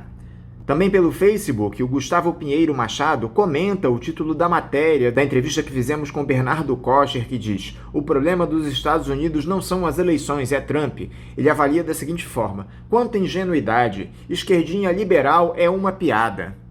Gustavo, tá na cara que o problema dos Estados Unidos não é apenas o Donald Trump. Isso está colocado há décadas e não foi essa a intenção do Bernardo Kocher ao fazer esse comentário. Ele apenas analisou que esse imbróglio atual é provocado única e exclusivamente pelo Donald Trump e não pelo formato das eleições lá nos Estados Unidos. E essa foi a única intenção do comentário do Bernardo Kocher, tá bom, Gustavo? Obrigado pelo teu recado. No nosso site, na entrevista que nós fizemos com a Maria Lúcia Fatorelli, o Gutenberg Bispo Santana diz: obrigado por essas informações, muito importantes. A gente que te agradece a tua audiência, Gutenberg. No YouTube, o André do Morro da Formiga volta novamente a participar, dizendo: bom dia, família Faixa Livre. Aqui nas favelas, o povo segue ignorando em absoluto essa discussão político-partidária. É algo distante da nossa realidade cotidiana e que nada tem acrescido de relevante no sentido de minimizar os nossos muitos problemas. Seguimos por conta própria. Tá aí a observação do André lá do Morro da Formiga. Mais uma vez eu te agradeço o recado, André. Outro elogio aqui do Ricardo Félix ao programa que nós fizemos no dia 9 de novembro. Ele diz: mais um programa excelente, parabéns. Saudações aqui de Interlagos. Saudações para você, Ricardo. Espero que você esteja nos ouvindo agora. O Alfredo Jorge nos incentiva aqui. Vamos, Faixa. Obrigado, Alfredo. Já a Janete Souza, pelo YouTube, diz: programa Faixa Livre, o melhor programa de rádio. Entrevistas e debates de alta qualidade. Muitos elogios aqui dos nossos ouvintes ao programa. Obrigado mais uma vez, Janete. Já o João Coimbra faz uma recomendação aqui pra gente. Ele diz: o Faixa Livre deveria priorizar e divulgar antes através do SoundCloud, Spotify e outros antes do YouTube. Nessas outras mídias, o programa pode ser ouvido sem interromper o uso do celular para outras finalidades. Muito bem observado, João. A gente já tem publicado o nosso programa nessas redes que você indica às 8 horas do dia em que ele vai ao ar, ou seja, ao mesmo tempo em que o programa está ao vivo na Rádio Bandeirantes, ele é postado tanto no SoundCloud, no Spotify. Vocês podem acompanhar o nosso programa através dessa plataforma a partir das 8 horas da manhã do dia em que ele vai ao ar. A gente fez isso justamente para facilitar o acesso de vocês ao nosso conteúdo, tá bom, João? Muito obrigado por esse teu recado. Pelo YouTube, o Ivan Antero Gomes nos manda um bom dia aqui direto lá de Fonseca, o bairro em Niterói. Um bom dia para você, Ivan. O Marcos Antônio, pelo YouTube, diz aqui: Sérgio Batalha e Rudá, imperdível. Ele se refere aqui ao nosso programa que foi ao ar no dia 13 de novembro, que contou com as participações do advogado Sérgio Batalha e do sociólogo Rudá Hit. Muito obrigado pelos elogios, ó Marcos. O João Coimbra, também pelo YouTube, diz: hoje o Eduardo Costa Pinto disse no programa Faixa Livre que o general Vilas Boas falou que são as manifestações contra o machismo, discriminação e destruição do meio ambiente que fazem aumentar a violência e destruição da natureza. É o mesmo discurso do Rômulus Maia, Rubem Gonzalez, Nildo Ourix e o ex-Felipe Quintas. Então é isso, achamos no discurso do Vilas a melhor orientação a seguir? Ou será que adotam essa orientação por causa da admiração e a vontade de subserviência aos militares por covardia? Fica registrada aí a crítica do João Coimbra. Muito obrigado, João, pelo teu recado. O Ricardo Félix, de Interlagos, volta a participar. Ele diz: Para o mundo, Biden e Trump são a mesma porcaria. Aliás, nesse quesito, aí prefiro o Trump. E ele volta a dizer aqui, excelente entrevista com o Daniel Arão Reis. Precisamos simplificar essas ideias econômicas para o povão. É verdade, Ricardo Félix. O Daniel Arão é muito didático aqui nos seus comentários. Não é por acaso que nós sempre recorremos a ele aqui no programa. Obrigado pelos seus elogios, Ricardo. O André, do Morro da Formiga, diz: bom dia, família Faixa Livre. Excelente a entrevista de Daniel Arão Reis. Por mais espaço em nossa trincheira radiofônica para personagens com esse perfil confiável, diferente dos falastrões que têm ambições político-partidárias. Abraços. Obrigado mais uma vez, André, pelos elogios. Eu vou passar aqui o teu recado às mãos do Daniel Arão, tá bom? No YouTube, o Ricardo Por Deus. Excelente a contribuição de Eduardo Costa Pinto. Uma pena que nosso maior líder de esquerda comemore a vitória de Biden. Também é uma pena as questões que os grandes canais de esquerda alternativo não consigam enxergar a força dos militares no Estado brasileiro. Pois é, tá aí. Ao contrário do João Coimbra, o Renato Por Deus elogia a entrevista do Eduardo Costa Pinto. Por isso, o Faixa Livre é esse espaço democrático no ar há 26 anos, completados agora no dia 5. Obrigado, Renato e João, pelos recados. E o João volta a se referir aqui à entrevista com o Eduardo Costa Pinto. Ele diz, nessa equação do Eduardo, só esqueceu de mencionar o que representa quase a metade dos recursos, que é a dívida que extorque os pobres para manter o lucro dos ricos com a economia em recessão. Te agradeço mais uma vez o recado, João. Já o Ricardo Neri, no nosso site, na entrevista que nós fizemos com o Luiz Pereira, ele diz: importante entender que a privatização dá larga margem para grupos financeiros explorar a população e que nestes grupos financeiros tem de tudo: americanos, chineses, europeus, banqueiros brasileiros, políticos brasileiros, etc. e tal. Você tem toda a razão, Rick. A privatização do nosso sistema elétrico é uma tragédia para o nosso país. Tá aí o exemplo que nós tivemos lá no estado do Amapá, não é? Obrigado aí pelo teu recado e pela tua audiência, Rick. Lembrando a vocês ouvintes que queiram participar aqui do Faixa Livre, podem nos enviar comentários pelas nossas redes sociais, no Facebook, Twitter e Instagram, pelo nosso canal no YouTube, que é o Faixa Livre, pelo nosso e-mail, que é o ouvinte@programafaixalivre.com.br ou pelo nosso site, que é o www.programafaixalivre.com.br. Vamos agora a um novo intervalo. Já já estaremos de volta. Voltamos a apresentar Faixa Livre. Já voltamos, ouvintes, e agora eu saúdo o engenheiro elétrico especialista em conservação de energia, Luiz Pereira. Luiz Pereira, bom dia. Bom dia, Anderson. Bom dia, ouvintes do programa Faixa Livre. É uma satisfação muito grande estar aqui de novo, discutindo as questões do setor elétrico. Luiz, muito obrigado por novamente dialogar conosco aqui no Faixa Livre. Luiz, é inegável que esse caos enfrentado no país por conta da pandemia do novo coronavírus tem produzido uma série de prejuízos para todos os ramos da sociedade brasileira. E no setor elétrico não poderia ser diferente. A queda na renda de boa parte dos brasileiros fez com que a Agência Nacional de Energia Elétrica, a ANEEL, suspendesse, lá em maio até o final do ano, o estabelecimento daquelas bandeiras tarifárias para reajustar a conta dos consumidores conforme a necessidade de acionamento das usinas termoelétricas para cobrir uma demanda reduzida das hidrelétricas devido ao baixo volume de chuvas. A grande questão é que, agora em dezembro, a agência reguladora decidiu voltar atrás e revogou a medida, estabelecendo bandeira vermelha 2, o que representa uma cobrança extra de R$ 6,52 a cada 100 kW consumidos. A ANEEL alegou justamente isso, a necessidade de utilização das termoelétricas. O detalhe é que nós tivemos no mês passado aquele apagão lá no Amapá, que durou 3 semanas, e a própria agência avisou que os consumidores de todo o país pagariam a conta. A minha pergunta é a seguinte: dá para acreditar nesse argumento de retorno das bandeiras tarifárias por conta do acionamento das usinas termoelétricas, Luiz? Não, Anderson, não dá para acreditar. Se o uso das bandeiras foi suspenso durante a pandemia, Então, cabe aqui uma pergunta: acabou a pandemia? Se não acabou a pandemia, então a situação é a mesma. Aliás, acho que não só não acabou, como ainda estamos numa situação bastante difícil no momento. É evidente que esse reajuste vai piorar a situação dos que foram mais prejudicados durante a pandemia. As pessoas mais pobres, pessoas desempregadas, a população que não tem outros recursos, vai ter que pagar mais energia elétrica numa situação dessa. É realmente impressionante, né? Agora, uma pequena explicação aqui. O apagão do Amapá não foi por falta de oferta de energia, e sim por falta de um transformador, ou seja, falta de um equipamento. Uma coisa não tem nenhuma relação com a outra, né?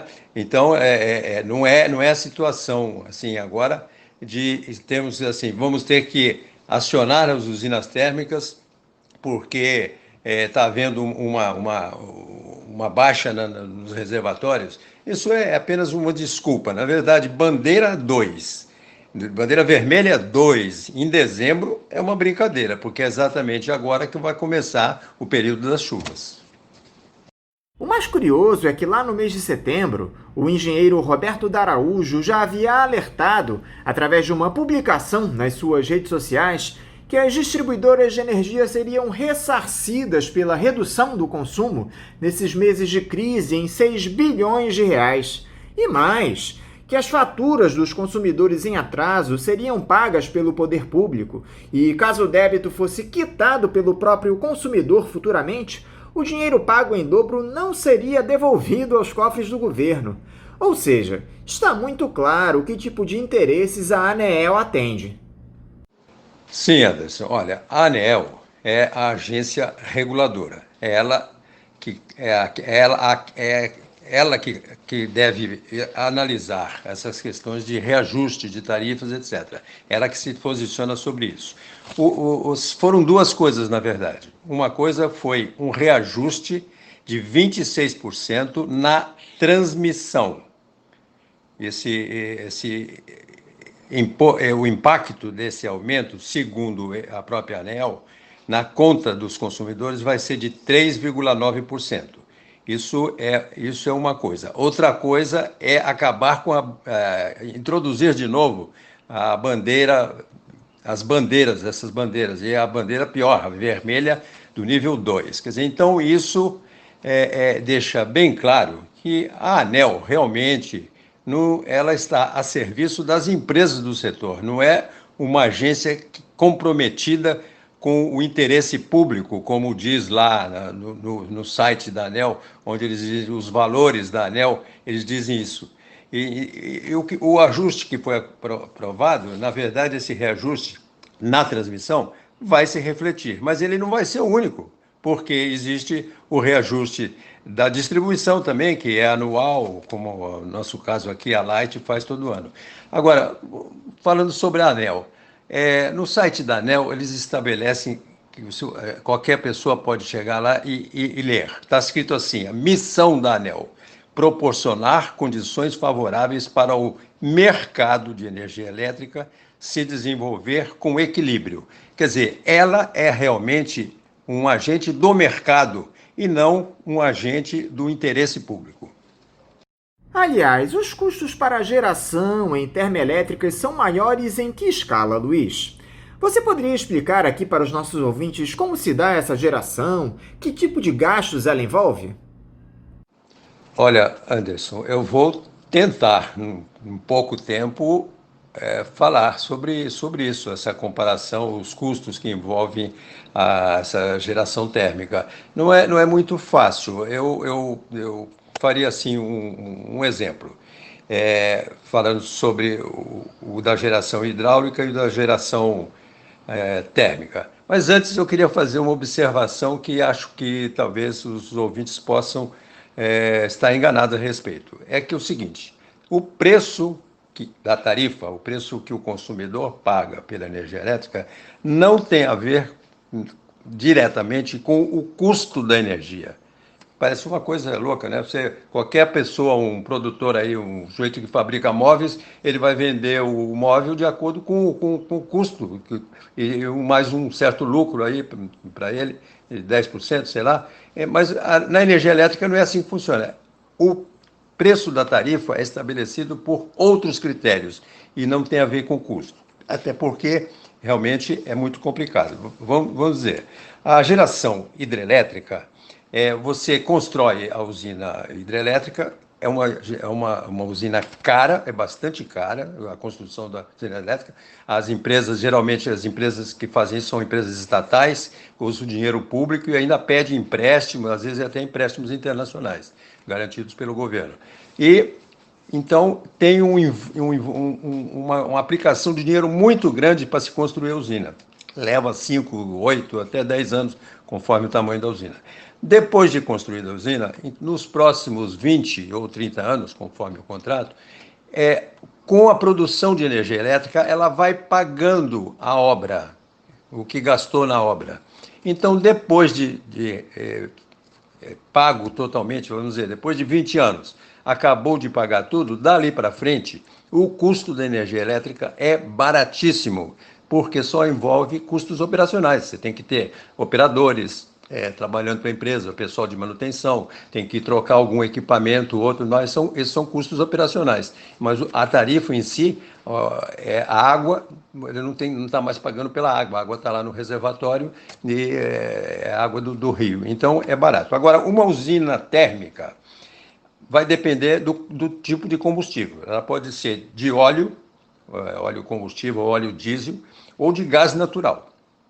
E você usa esse combustível para aquecer as caldeiras. A usina térmica é feita assim, uma grande panela de pressão em que você tem que aquecer a água e gerar vapor. Ora, o combustível, o óleo ou o gás, tem que vir de algum lugar. Então, no caso do gás natural, por exemplo, vem da Petrobras. A Petrobras produz o gás, tem que ter um gasoduto até a usina térmica, e então esse gás natural, ou até no caso do óleo, é então usado para aquecer as caldeiras, né?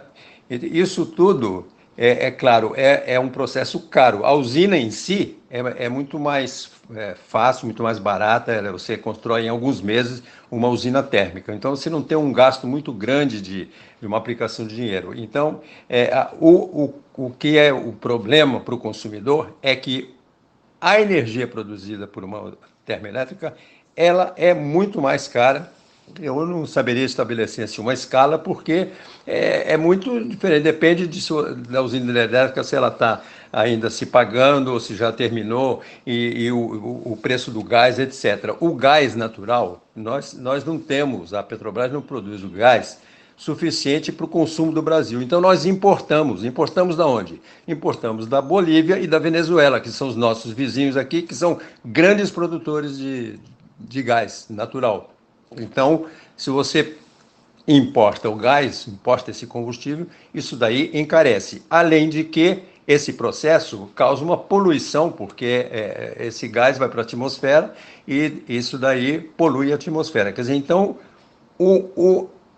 vamos dizer assim, a energia térmica é muito mais cara. E por isso, então, que eles estabeleceram essa coisa de botar as bandeiras quando tem que usar as termoelétricas. Isso é apenas uma invenção aqui do Brasil, que não tem nada a ver. Eu sou completamente contra esse uso de bandeiras, porque, na verdade, isso é uma sobretaxa que está se fazendo ao consumidor. O consumidor não tem responsabilidade nenhuma de saber se tem pouca água no reservatório, se tem muita, se vai usar térmico, se vai... O consumidor não tem nada a ver com isso, ele não pode ser taxado por causa disso.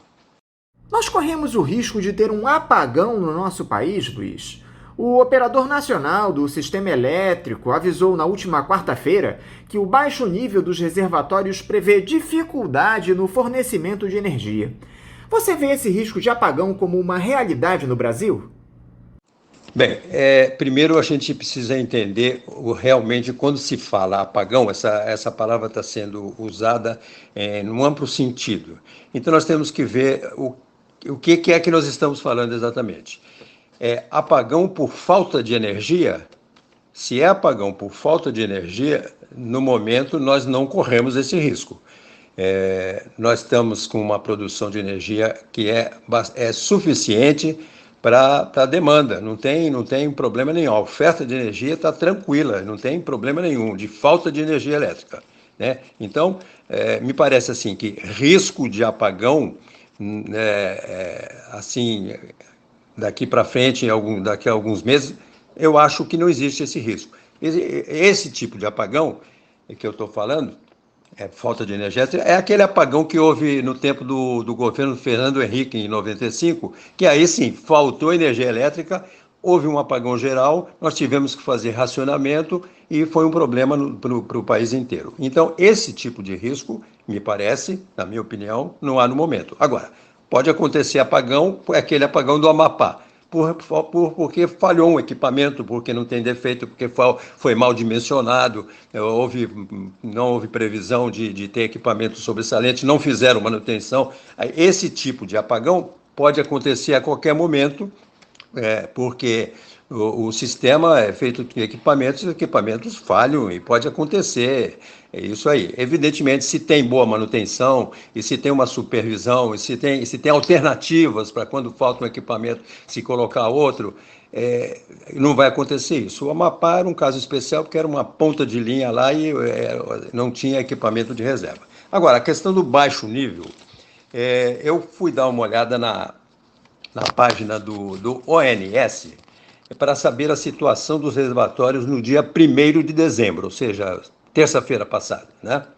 Então, eu vou dizer assim, em números redondos, para não encher a cabeça dos ouvintes com números. Os reservatórios da região Nordeste são os que estão em melhor situação. Tem 52%, veja só, eles falam em porcento, né? É porque é o seguinte, o ONS, quando ele diz a situação dos reservatórios, ele chama assim, 52% de EAR. O que quer dizer esse EAR? É energia armazenada. Por quê? Ele considera que a água que está no reservatório, ela é uma energia em potencial. Ela, se usada, vai se transformar em energia. Então, eles dizem, tem 52% de energia armazenada nos reservatórios do Nordeste. É a melhor situação do Brasil. Depois disso, vem a região Norte, com 28%. A região Norte não tem, ela em si não tem assim, um grande consumo, mas enfim, 28% já é um valor baixo.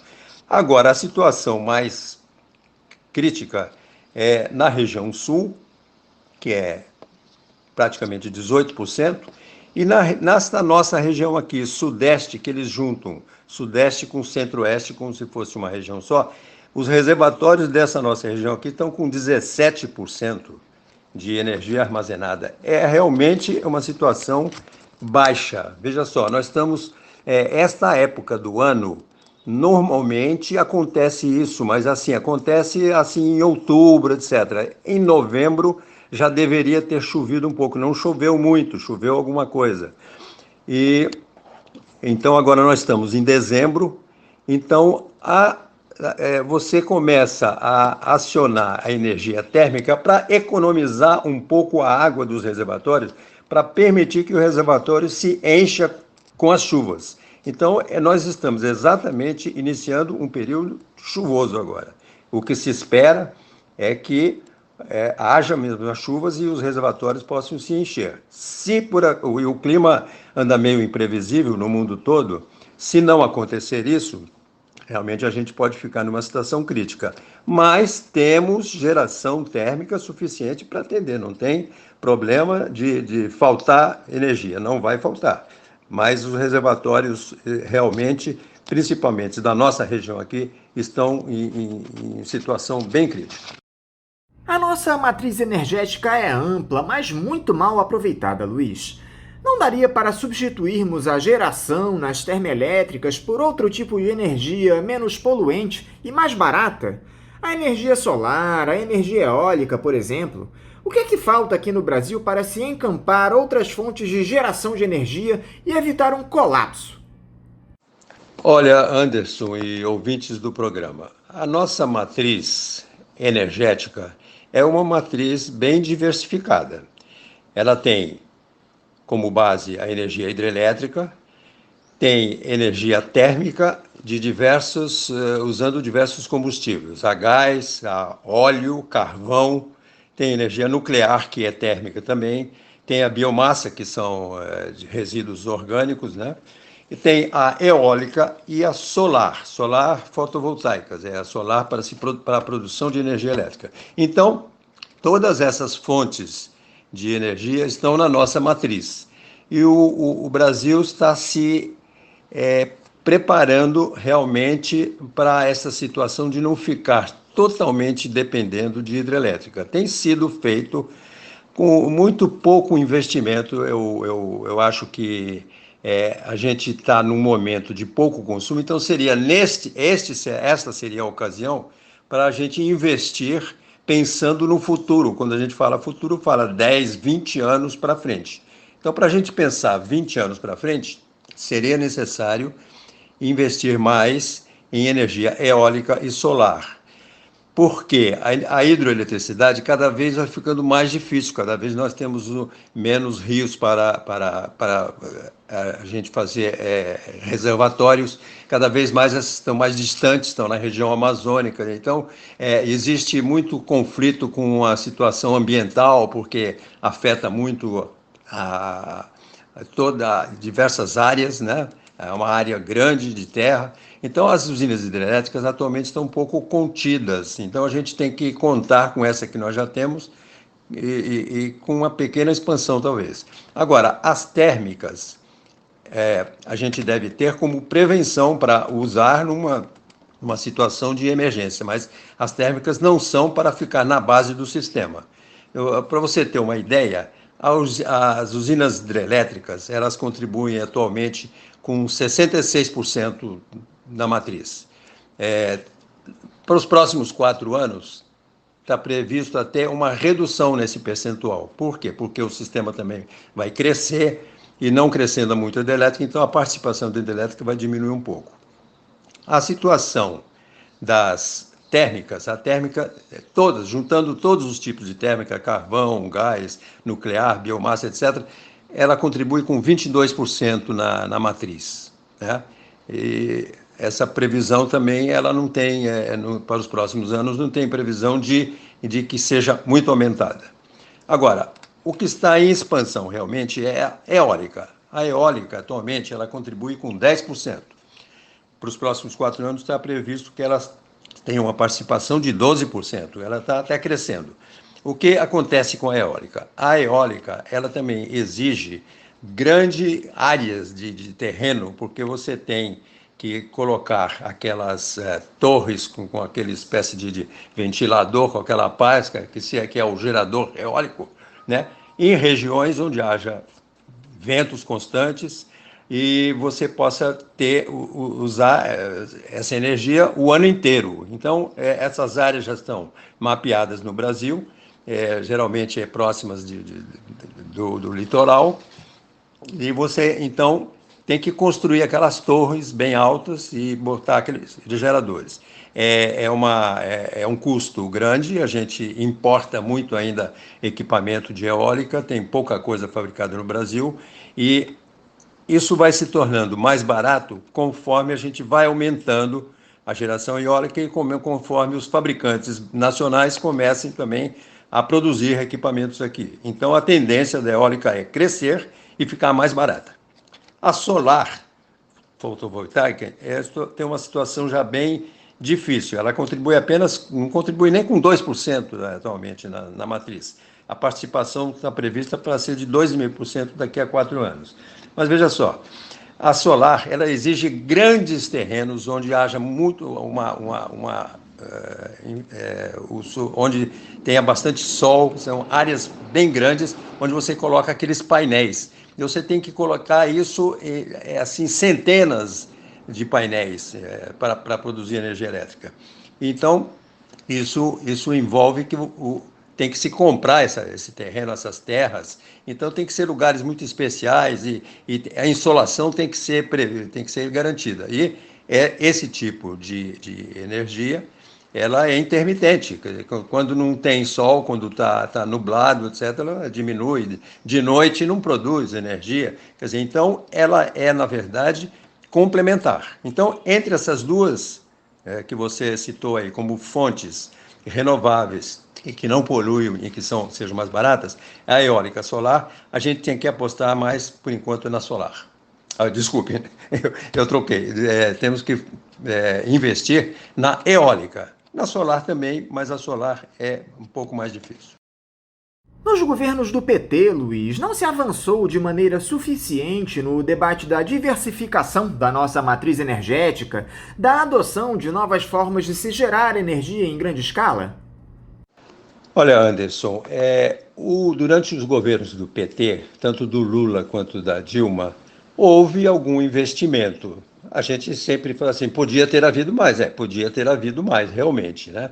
Eu não acho que tenha alguma coisa a ver com o partido A ou B estar no governo. É essa necessidade de fazer investimento em geração de qualquer governo, né? A gente tem que cobrar de qualquer governo. A grande crítica que nós do setor elétrico fazemos ao governo da Dilma foi que ela quase acabou com a Eletrobras. Mas isso não tem a ver com a produção de energia elétrica propriamente dita, mas com uma empresa que gerenciava todos os setores da produção de energia elétrica e que, infelizmente, foi muito maltratado no governo da Dilma. Mas, de um modo geral, investimento em crescimento houve sim, mas não, vamos dizer, é o que eu já falei. Poderia ter sido melhor, mas foi razoável. Para terminar, Luiz, com toda a sua experiência como engenheiro, o que é que você vislumbra para os próximos anos do nosso país no que diz respeito ao setor elétrico, ainda mais com essa ameaça de privatização da Eletrobras? Olha, Anderson, eu preciso ter uma bola de cristal, né, para dar essa resposta. Então, vou acionar a minha bola de cristal aqui. É o seguinte, eu vejo assim 2 cenários. Um cenário seria com a Eletrobras e outro cenário seria sem a Eletrobras. Como a gente não sabe o que vai correr aqui na política daqui para frente, a gente não pode ter certeza, não pode garantir que nós vamos ter ou um cenário ou outro. Então, vamos lá.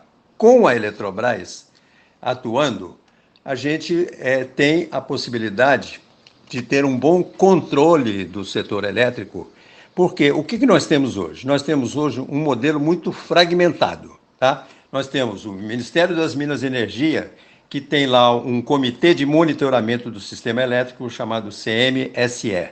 Nós temos a ANEEL, que tem a finalidade de regular, quer dizer, as regras desse sistema e fiscalizar esse sistema. Temos o operador nacional do sistema, que é quem opera efetivamente o sistema, né? Temos a EPE, que é uma empresa de planejamento. Esse planejamento sempre foi feito pela Eletrobras. Tirou-se da Eletrobras e criou-se uma empresa só para fazer isso, chamada EPE. E temos o sistema, o SIN, que é SIN, o Sistema Interligado Nacional, que é o nosso sistema de todas as linhas, de todas as usinas, de todas as gerações. Esse sistema todo é um sistema todo interligado, e o Brasil é um país muito grande e esse sistema é bastante complicado e bastante difícil. Quer dizer, se tivermos a Eletrobras, então, nós teremos uma possibilidade melhor de gerenciar essa fragmentação toda, de modo que evite uma porção de problemas, assim, por exemplo, desse tipo que aconteceu no Amapá. Agora, no segundo cenário, sem a Eletrobras, eu acredito que a situação ficará muito ruim, porque esses órgãos todo que eu citei aqui, dessa fragmentação do sistema, eles às vezes um bate contra o outro, eles não vão no mesmo sentido, não vão na mesma direção, existem divergências. Então, teria que ter uma empresa que controlasse isso tudo. Então, sem a Eletrobras, nós temos um cenário ruim. Mas o que o cenário não será tão bom? Mas o que quer dizer isso, o cenário ser bom e o cenário ser ruim? Duas coisas, faltar energia elétrica ou encarecer muito a energia elétrica, entende? Porque, pode não faltar energia elétrica, mas a energia a ser produzida ser uma energia muito cara, o que vai sobrecarregar os consumidores. Então, o que a gente espera é que haja um bom senso de conservar a Eletrobras como uma empresa estatal e que a Eletrobras possa ter um controle sobre esse sistema e possa, então, garantir que a gente tenha energia elétrica e garantir que a energia elétrica não seja tão cara para o consumidor. Luiz Pereira, muito obrigado por você novamente dialogar aqui conosco no Faixa Livre. Eu te desejo um ótimo final de semana e um forte abraço. Muito obrigado. Eu desejo também a todos os ouvintes um ótimo fim de semana com bastante energia, né? E eu estou sempre à disposição. Se houver alguma questão a ser levantada, as questões devem ser encaminhadas ao programa e eu terei imenso prazer em responder. Muito obrigado e uma boa tarde. Conversamos aqui com o engenheiro elétrico especialista em conservação de energia, Luiz Pereira. E vamos encerrando a edição de hoje do Faixa Livre, convidando vocês para na próxima segunda-feira, às 8 da manhã, estarem novamente aqui ligados na Rádio Bandeirantes 1360 AM para mais uma edição do programa. Um abraço a todos vocês e até segunda!